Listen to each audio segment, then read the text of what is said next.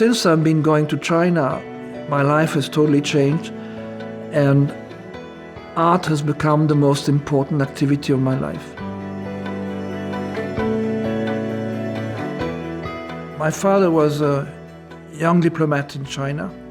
He arrived after the First World War when he was 21, and he enjoyed it enormously. So when I was a young little boy, one of his favorite topics was his love for China, for the Chinese. And it's amazing when a little boy have this type of information, he keeps them, and it's the base for the future.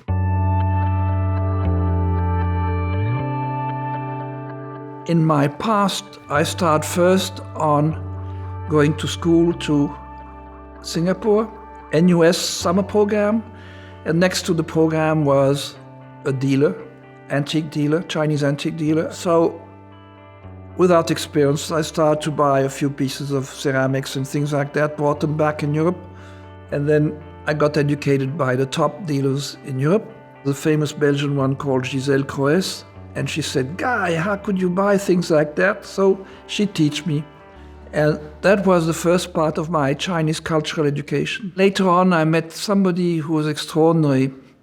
His name in Chinese is Wu Lu, if I pronounce it correctly, or Lawrence Wu.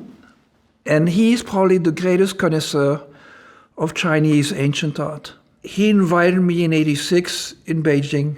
Life was, to some extent, a little bit hard, but there was such a pleasant atmosphere. Everybody was so happy. Everybody was so relaxed. And then with the help of Wu Lu, I was able to understand how deep Chinese culture was. And he really coached me. I was extremely lucky to be very close to him. And he helped me to go into ancient Chinese paintings, which is probably one of the most refined art you can dream of. So I fell for it. And I even had the huge opportunity to be invited to the Forbidden City, which has a special painting exhibition area. And I was able to exhibit between 60 or 70 or 80 ancient Chinese paintings. You can imagine for a little foreigner to be invited into the heart of China. It was an extraordinary moment.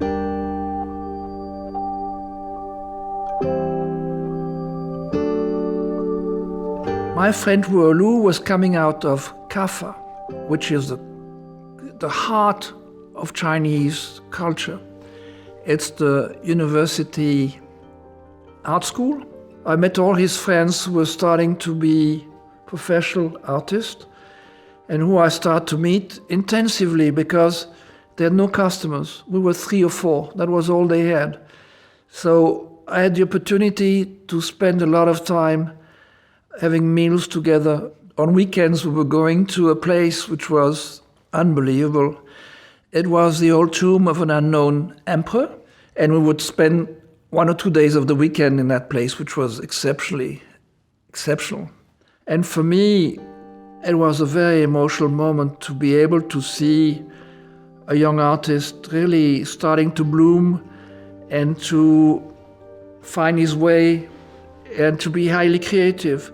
In the middle of that arrived Mimi in my life, and that were probably my most fascinating and most beautiful years of my lifetime, which is to live with full Chinese artists and to understand the ethics, the aesthetics, which is something exceptional. So these were the beautiful years to build up a collection. And that's how I started in the Chinese contemporary painting.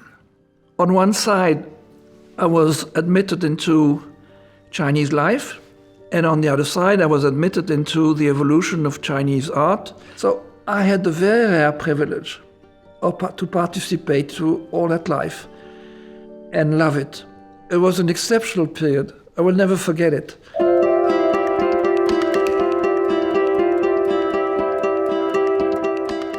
In the 80s, in the 90s, we collected, Mimi and me, a lot of Chinese art.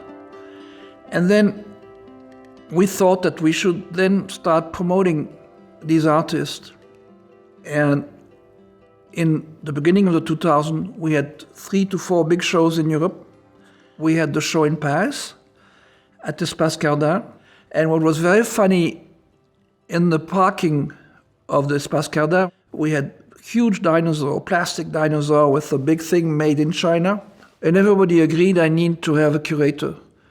So Fade Away joined, and that changed my life because he thought that my collection was not well balanced. So he said, you have too many paintings and not enough installation and videos. That is very demanding on space, on lighting. We need to find a place for storage. And we didn't find it in Europe, too complicated. So we decided to find an old factory in China. And that's the way we found finally UCCA at 798. Beautiful buildings which were totally in ruins. But I fell in, again, this is another falling in love, which is falling in love with an exceptional building. So we tiptoed in and said, could we go? And we got it. So to our surprise, we got close to now 8,000 square meters, 80,000 square feet, fairly big and in very bad shape, and we had to rebuild it all. We called in immediately Jean-Michel Wilmot, the famous French architect, to say, what can we do with that? And what we started was huge. Not at the Chinese scale, but at the Belgian scale, it's huge and crazy. Cost us much more than the first budgets, and my wife and myself were nearly collapsed physically. But we kept going, and we had another problem, which was to find the right people to help us. So before we got the right team, which is 4 years ago, we suffered. Very rough time, very rough, very rough. It's not for everybody.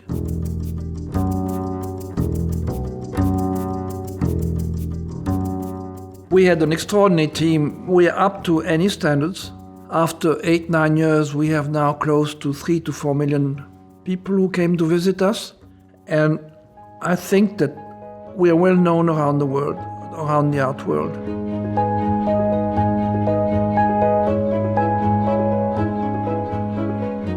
All that brings one quality or one type of event, which is an enormous passion for the country, for its people, for the way it's run. I think at the moment, it's probably the top of the top. And I wish them to keep going that way. I think the world will enjoy it.